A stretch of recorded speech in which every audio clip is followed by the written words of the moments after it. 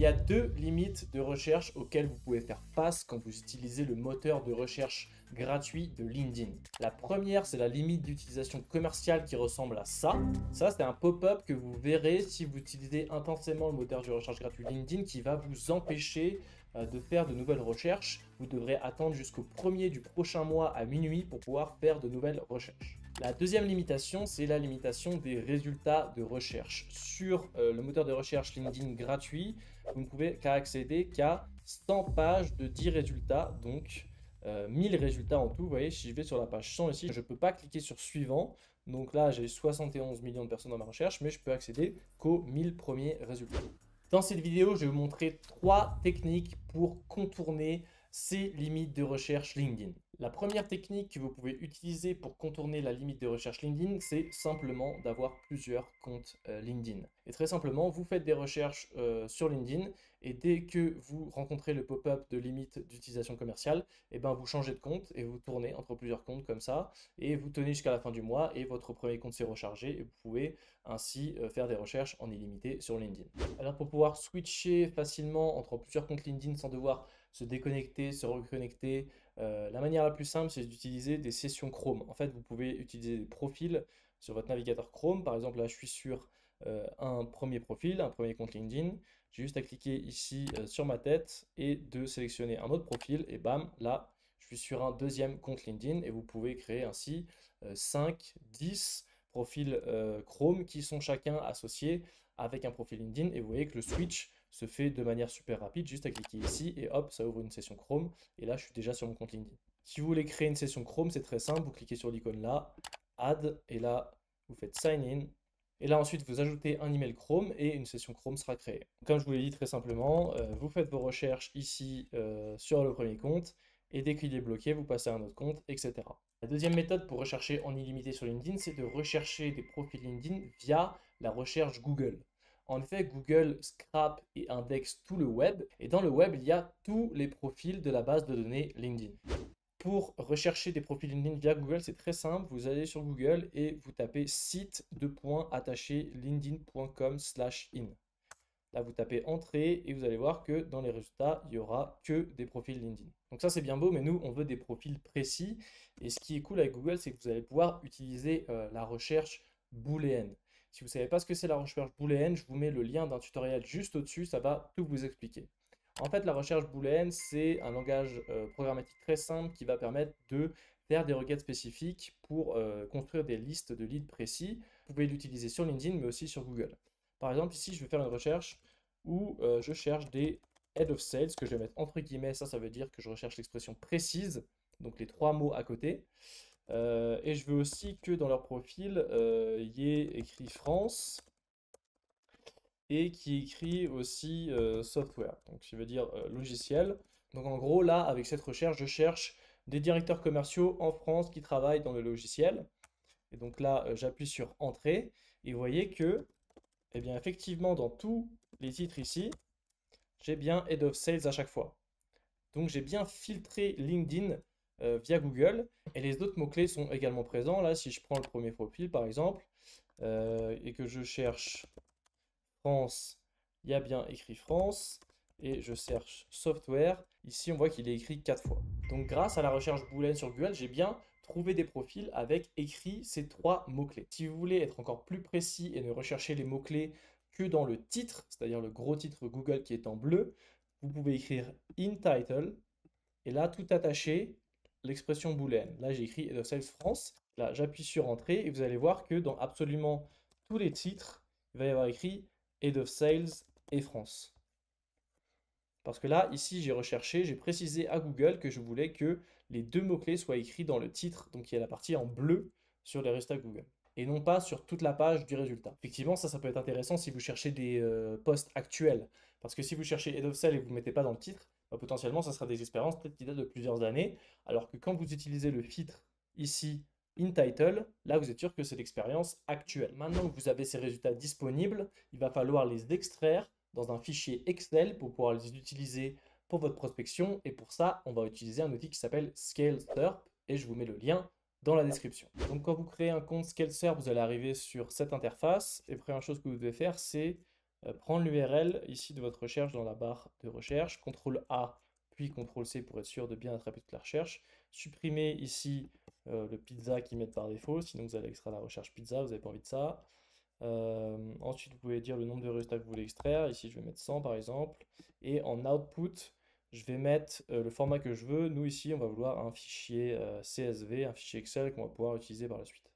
Ensuite, je clique sur Send API Request. Ici, ça tourne. Et je vais avoir les résultats qui vont être déposés en CSV juste ici. Donc là, pour télécharger, j'appuie sur ce bouton. Et vous allez voir ce qui va être téléchargé. Donc, en gros, l'URL LinkedIn va être disponible, plus également le titre du résultat de recherche. Donc ici, vous voyez, ici j'ai bien l'URL LinkedIn. Si je clique dessus, ça m'emmène bien sur le bon URL LinkedIn. Et j'ai également donc nom, prénom et le titre et soit l'entreprise, soit le pays, ça dépend. Ce que vous pouvez faire ensuite, là, c'est pourquoi pas utiliser une formule Google Sheet pour pouvoir séparer ici ces informations. Je ne vais pas vous faire un tutoriel détaillé, mais il y a des formules qui existent pour, par exemple, séparer la partie du texte avant ici le tiret et de la partie qui est après le tiret. Donc là, si vous voulez une colonne nom-prénom et une colonne titre de job, ça c'est possible. Néanmoins, il faut savoir qu'il y a certaines limitations. Si vous voulez extraire plusieurs centaines, voire des milliers de résultats de Google, il va falloir passer sur la version payante de ScaleSearch. Bien évidemment, la limite de cette technique, c'est que vous ne disposez pas de tous les filtres de recherche qui sont disponibles sur LinkedIn, comme la taille de l'entreprise, le nom de l'entreprise, le nombre d'employés, etc. Vous pouvez simplement utiliser la recherche booléenne, ce qui va quand même vous limiter dans la précision des recherches que vous pouvez faire. Donc si vous faites des recherches très simples, basées uniquement sur le titre du job et le pays, la localisation, ça peut marcher. Mais dès que vous voulez être un peu plus fin sur des informations telles que le nombre d'employés, ça va être un peu plus compliqué. Donc vous voyez qu'au niveau du scrapping Google, vous êtes limité dans le scrapping et vous avez accès à très peu d'informations. C'est simplement l'URL, le nom, le prénom, le titre de job et la localisation. Et même sur la première technique, le fait d'utiliser plusieurs comptes LinkedIn, ça va être pareil. En fait, en scrapping, qu'on appelle scrapping complet, donc c'est-à-dire les informations du profil et les informations de l'entreprise, vous ne pouvez en faire que 80 par jour. En fait, il faut bien différencier deux types de scrapping. Il y a ce qu'on appelle le scrapping LinkedIn simple. Et en fait, le scrapping des résultats de recherche, c'est ça. C'est simplement ce qu'il y a écrit ici sur la page de recherche. Donc, nom, prénom, boîte, le nombre de connexions et tout ce que vous pouvez voir ici, en fait, qui s'affiche sur le résultat de recherche, mais pas tout ce qui s'affiche sur le profil.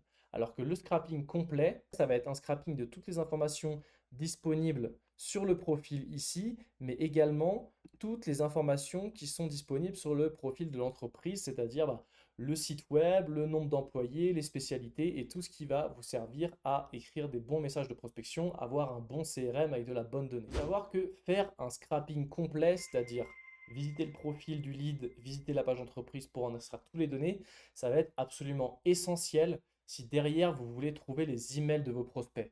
Parce que trouver les emails, comment ça marche? Il y a une première source qui est LinkedIn, les emails qui sont présents sur LinkedIn, mais ça va être seulement 5% des personnes qui mettent leur email. Ensuite, il y a des emails trouvés sur le web. Et la majeure partie des email finders, dont celui d'EvaBoot, utilise la technique, ce qu'on appelle du pattern matching, c'est-à-dire qu'ils vont essayer de reconstituer le template de l'email de l'entreprise avec le nom, le prénom et le site web, par exemple en prenant prénom.nom de famille, site, et en testant plusieurs combinaisons comme ça, par exemple juste nom de famille ou alors première lettre du prénom plus nom de famille, on va trouver comme ça le bon email. En fait, si vous faites un scrapping simple, vous n'allez pas récupérer le domaine, le site web de l'entreprise. Ce qui va rendre le fait de trouver l'email beaucoup plus difficile. Parce que ce que vont faire la plupart des email finders lorsqu'ils n'ont pas le domaine, c'est aller chercher le domaine sur Google. Ça va très bien marcher si le nom d'entreprise il est spécial comme Welcome to the Jungle par exemple. Il n'y a qu'une entreprise qui s'appelle Welcome to the Jungle. Donc si je le tape sur Google, je prends le premier résultat, et ben, je suis sûr que c'est la bonne entreprise et je vais pouvoir trouver l'email. Mais si vous visez des boîtes qui s'appellent du style ABC Consulting, vous pouvez être sûr qu'il y a des dizaines d'entreprises qui s'appellent comme ça, donc vous ne serez pas du tout sûr de choper le bon domaine sur Google. Donc en fait, l'email finder va utiliser le mauvais domaine et vous allez finir par shooter les mauvaises personnes. C'est pour ça qu'il est très important d'aller scraper vraiment la page de l'entreprise LinkedIn pour être sûr de récupérer le bon site et fournir le bon site à l'email finder. C'est pour ça que depuis le début de cette vidéo, je vous parle de hack, mais en fait le hack le plus simple que vous pouvez utiliser, c'est pas un hack du tout, c'est simplement d'acheter LinkedIn Sales Navigator. Donc ce qui est bien avec Sales Navigator, c'est que ça va un peu régler tous vos problèmes. Si vous voulez faire de la prospection B2B, votre canal d'acquisition principal pour votre business, il vous faut absolument une licence Sales Navigator. Ça coûte 100 euros par mois, mais c'est vraiment le meilleur investissement que vous pouvez faire si vous faites de la prospection B2B. Car premièrement, vous avez un nombre de recherches illimité, donc vous n'aurez pas le pop-up des limitations commerciales, vous pouvez faire autant de recherches que vous voulez. Deuxièmement, vous avez accès aux 2500 premiers résultats de recherche. Donc sur LinkedIn, il y a 100 pages de 10 résultats. Sur Sales Navigator, il y a beaucoup plus, il y a 25 résultats par page, donc vous faites 25 fois 100, ça fait 2500 résultats. Là, je vais prendre un exemple, je vais supprimer ces filtres, qu'on ait un peu plus de résultats, et voilà, ici j'en ai 5000. Vous pouvez voir que ici, donc j'ai 25 résultats sur la page, et que je peux aller jusqu'à la page 100. Donc LinkedIn Sales Navigator n'autorise pas à aller directement à la page 100. Si vous voulez y aller, vous devez cliquer sur suivant, suivant, suivant, mais vous pouvez extraire les 2500 premiers résultats, surtout si vous utilisez un outil comme EvaBoot. Je vous avais dit que sur LinkedIn normal, vous pouvez extraire simplement 80 profils complets par jour. Profil complet égale info lead plus info entreprise. Si vous utilisez Sales Navigator et l'extension Chrome EvaBoot qui vous permet d'extraire les leads de Sales Navigator, je vous mets le lien dans la description, vous pouvez extraire 2500 leads complets, donc profil plus entreprise, par jour. Donc vous multipliez la limite par 25, plus de 25 même. Donc là, je vous montre un exemple. Là, j'ai 5000 résultats dans ma recherche. Si je veux extraire les 2500 premiers, j'appuie sur EvaBoot. Donc si en fait je veux les 5000 résultats, je ne peux pas les avoir. Il va falloir que je découpe ma recherche en plusieurs morceaux. Pour ça, je vous mets un tutoriel juste au-dessus où je vous explique comment faire. Mais si je veux simplement les 2500 premiers résultats, je clique ici et là, je nomme ma recherche et j'ai juste ici à cliquer sur extraire les leads et EvaBoot va extraire la recherche, visiter les profils LinkedIn, visiter les pages d'entreprise et extraire absolument toute la donnée disponible sur mon prospect et son entreprise sur Sales Navigator. Ensuite, derrière, ce que va faire EvaBoot, c'est qu'on va aussi traiter la donnée, c'est-à-dire qu'on va nettoyer les noms et les prénoms. En fait, sur Sales Navigator, il y a souvent des emojis, des noms en majuscules, des typos, etc. Et en fait, EvaBoot va nettoyer ça. Pourquoi on fait ça? Il y a deux raisons. Premièrement, parce que il faut que la donnée soit propre pour votre prospection, mais c'est aussi pour trouver l'email derrière. Parce que, comme je vous l'ai dit, il y a trois éléments pour trouver un email, le nom, le prénom et le site web de l'entreprise. Et en fait, en nettoyant les noms et les prénoms, on s'assure de donner un meilleur input à notre email finder. Donc vous avez des noms nettoyés, des prénoms nettoyés, des sites web qui correspondent bien à la boîte.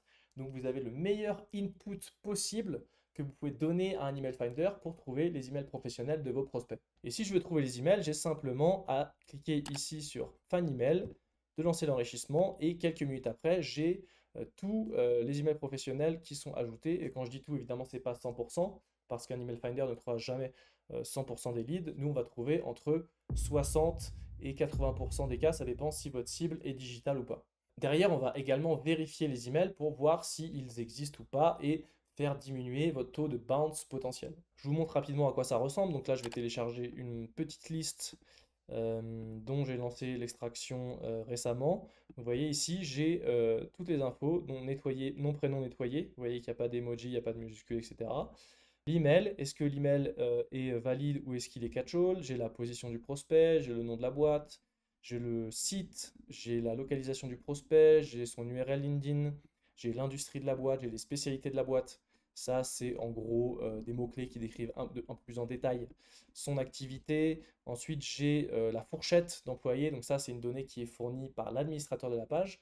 Mais chez EvaBoot, on scrape aussi le nombre d'employés précis dans l'entreprise. Donc, ils se sont déclarés travailler dans l'entreprise. Et en fait, souvent, il y a des différences entre les deux chiffres.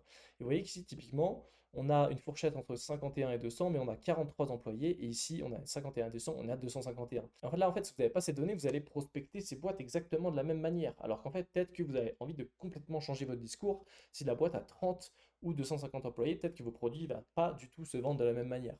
Donc, c'est important d'avoir ces deux éléments pour comparer les deux. Ce qui est intéressant aussi, le nombre de connexions. Si quelqu'un a 0, 2, 3, 10 connexions, c'est peut-être un faux profil. Vous peut-être l'éliminer de votre recherche. Ça, c'est ce qui est intéressant aussi. Vous avez aussi la description de la boîte, description du job. Bref, vraiment tout ce qui est possible d'extraire sur Sales Navigator. Donc, je vous ai présenté effectivement quelques hacks pour contourner la limite de recherche LinkedIn. Mais en fait, la meilleure chose que vous pouvez faire, c'est simplement acheter une licence Sales Navigator à 85 € par mois et ça va régler tous vos problèmes. Dites-vous que si vous payez cette licence, vous avez 2 rendez-vous, vous faites 2 ventes, vous pouvez potentiellement faire fois 100 en 2 jours sur votre achat Sales Navigator. Donc c'est vraiment un achat avec un bon ROI si vous faites de la prospection B2B. Pour moi, c'est vraiment l'outil numéro 1 à maîtriser pour toutes les personnes qui font de la prospection commerciale. C'est pour ça que j'ai fait un tutoriel complet sur comment utiliser l'outil et vous pouvez y accéder juste ici. Si vous avez des questions sur ce que je viens de dire, vous n'hésitez pas surtout à les mettre en commentaire. Je réponds absolument à tout le monde et sinon, on se voit dans la prochaine vidéo. Ciao!